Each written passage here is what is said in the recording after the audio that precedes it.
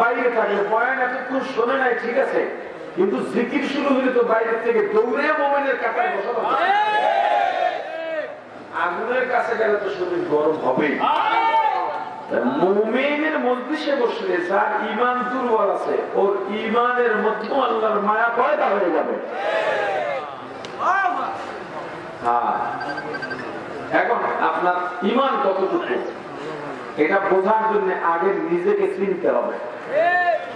আমি কে এটা আমাকে চিনতে হবে। পৃথিবীর কোন মানুষ যদি নিজেকে চেনে,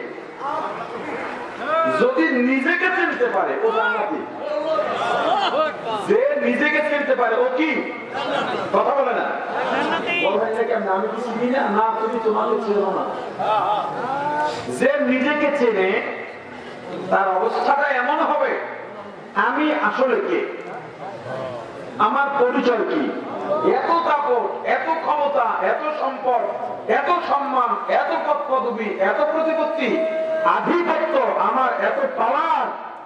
কিন্তু যখনই নিজেকে চেনবে তখন দেখবে কিছু না, দুনিয়ার সব মিথ্যা, সব মিথ্যা। আল্লামা আজিজুল হাসান মাসুদ রাহমাতুল্লাহ আলাইহি, বুজুর্গ মানুষ, দারুল উলুম দেওবন্দের সূর্য সন্তান। হুজুর বয়স্ক হয়ে গেছেন, রাস্তা দিয়ে হাঁটতেছেন, যুবক একটা পাশ দিয়ে যায়, জমিনে দুপুর দুপুর আওয়াজ করে, এরকম দেখবেন। এখন এটা বাড়ছে, নেতারে নিয়ে যায়, রাস্তাঘাট বন্ধ করে মানুষ যে গাড়ি চালায় যাবে তাও যাইতে পারে না, সব বন্ধ, নেতায় যাইতেছে। কয় কি কয়, লিডার আসছে, পিছাও রেডি হইতেছে। মানুষকে কষ্ট দিয়ে যে রাজনীতি, এই রাজনীতি তোরে জাহান্নামে নেবে। মানুষের ঠকাইয়া যে রাজনীতি, এই রাজনীতি তোরে জাহান্নামে নেবে। সিল্লতি দেহ না, কবে শেখবা? শেখা লাগবে কিনা? শেখা লাগবে কিনা? কবে শেখবা? মরার পরে। হুজুর যুবককে ডাক দিলেন, এই বাবা দাঁড়াও। যুবক দাঁড়ায় বলে, হুজুর যা বলবেন দ্রুত বলেন, আমার সময় নেই। হুজুর বললেন, বাবা তোমার সেই সময় আমার আরো কম। তো হুজুর কি বলবেন বলেন। হুজুর বললেন বিনয়ের সঙ্গে একেবারে শান্ত মেজাজে, বাবা এত অহংকার ভালো না। এর মেজাজে বলবেন, আমি কে, আমার মামু খালিদুল্লাহ ভাই কারা? এই মামু খালিদুল্লাহ ভাই দিয়ে চলে একদল আছে না নাই? বাপে চালায় রিক্সা, নাইলে করে খেতে কাম, নাইলে দেয় বদনা, লেবারি কাম করে। এ মামুর পাওয়ারে সারাদিন মামুর পা ছাড়ে, সন্ধ্যাবেলা 200 টাকা দিয়ে দেয়, বাড়িয়ে গিয়ে ঝগড়া করে মা বাপের সাথে।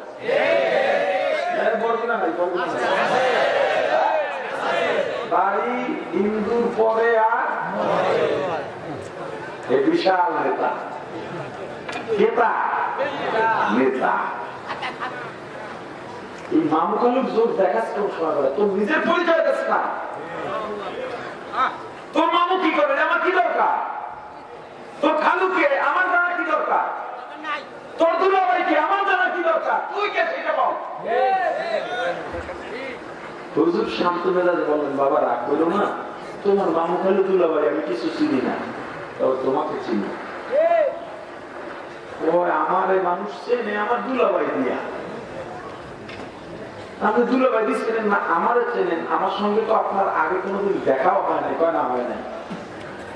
আর আশ্চর্য, তাহলে চেনেন কেমনে? হুজুর বলে, তোমাকে যেভাবে চিনি ওই পরিচয়টা কি জানতে চাও? কৌতূহল বাঁচতে, কৌতূহল যেখানে আছে সেখানে সেটা সবাই জানতে চায়। বাবা হুজুর জানতে চাই। হুজুর বলেন, এই পরিচয়টা শুধু তোমার না, আমারও। আর আমি আপনাদেরকে বলি, ওই পরিচয়টা না, ওই দুইজনের না, আপনারও আমারও। আগে নিজেকে চিনতে হবে। हकीकत से तो दुनिया बेखबर है, दुनिया की नुमाइश पर नजर है। नमी गोया के आज दुनिया जुदा बाश, बबर कारे के बाशी वा खुदाबाश। सिस्ते दुनिया आज खुदा गाफिल खुदा, मैं कमाशों नुकुरा गोफर जिंदोजान दुनिया में हो दुनिया का तलबगार नहीं हो, दुनिया में हो दुनिया का तलबगार नहीं हो, बाजार से गुजर हो खरीदार नहीं हो, बाजार से गुजर हो खरीदार नहीं हो, ज़्यादा जी लगान के दुनिया नहीं है, ज़्यादा जी लगान के दुनिया नहीं है, ये इबरत की जगह तमाशा नहीं है,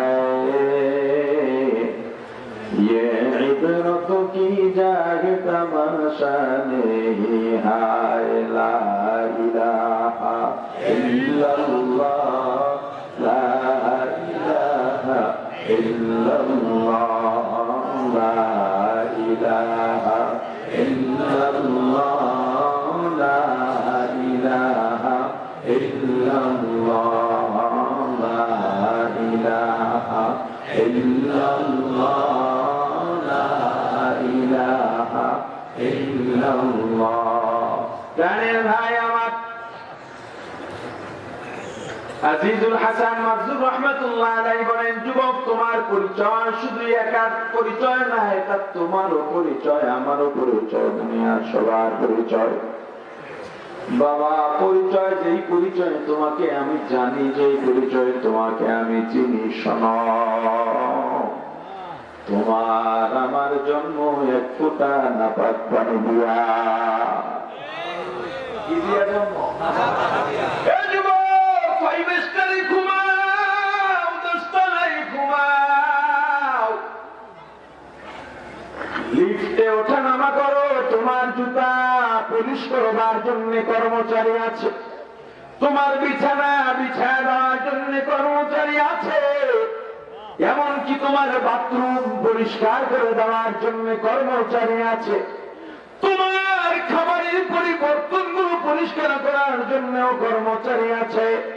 কিন্তু এমন একটা দিন আসবে যুবক, যেদিন আজরাইল সামনে দাঁড়ায়া যাবে, আজরাইল এমন এক বাধা, যেই বাধা পৃথিবীর কেউ অতিক্রম করতে পারে না। আজরাইল যেদিন দাঁড়াবে, সেদিন বাথরুম পরিষ্কার করা মানুষটা তোমার মাথার নিচ থেকে বালিশটাও নিয়ে যাবে, অর্থাৎ তুমি বেদামি হয়ে যাবা। এ যুবক, একবার চিন্তা করো, মাঝখানের সময়টা পেটের মধ্যে প্রসাব পায়খানার বোঝা নিয়ে বেড়াবো। বলো যুবক বলো, যার জন্ম না পাক দিয়া বিদায় বেদামি হইয়া মাঝখানের সময়টা বাথরুমের টাঙ্কির ভূমিকায় কাটায়, ওই মানুষটা কোনদিন অহংকার করতে পারেনি। যুবক চিৎকার দিয়া হুজুরকে জড়ায় ধরে বলে, হুজুর বুঝি নাই, বুঝি নাই। এমন চিন্তা যদি মানুষ করতো আর নিজেকে নিজে চিনত, তাহলে আল্লাহর সঙ্গে না ফরমানি করতে পারতো না।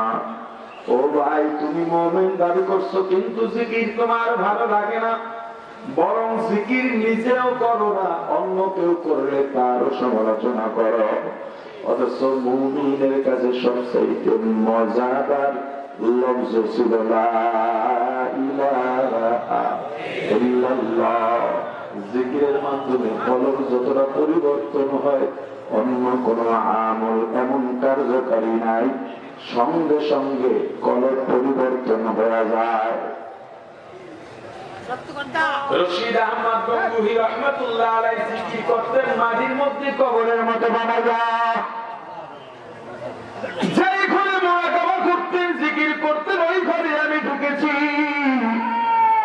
ওই জায়গায় ঢুকলে নেটওয়ার্ক নো সার্ভিস দেখায়, জমিন থেকে নিচে ছোট্ট একটা রুমের মতো গর্ত বানাইয়া, ওই গর্তের মধ্যে হুজুর থাকতেন, ওখানে বসে মুরাকাবা করতেন আর জিকির করতেন। মুমিনের মন যখন ভালো লাগবে না, মুমিন মনকে ভালো করবার জন্য জিকিরে বসার কথা। মুমিন যখন জিকিরে বসবে, সঙ্গে সঙ্গে মনটা ভালো হয়ে যাবে। কারণ আল্লাহ ওই মুমিনের অন্তরে সাকিনা করে দেবেন। এরপরে লিয়াজদাদু ঈমানান মা'a ঈমানিহিম। লফজান জিকিরের সব সময় জিহ্বায় থাকবে। অন্তরের একটা জিকির আছে, যে জিকিরটা থেকে আমি পারে হব না। জরুরি কথা বলতেছি, এখন আমি বয়ান করতেছি, জিহ্বাটা সুবহানাল্লাহ জিকির করতে পারি না, কিন্তু আমার কলবের মধ্যে আল্লাহ জিকির থাকবে। আল্লাহ স্মরণ।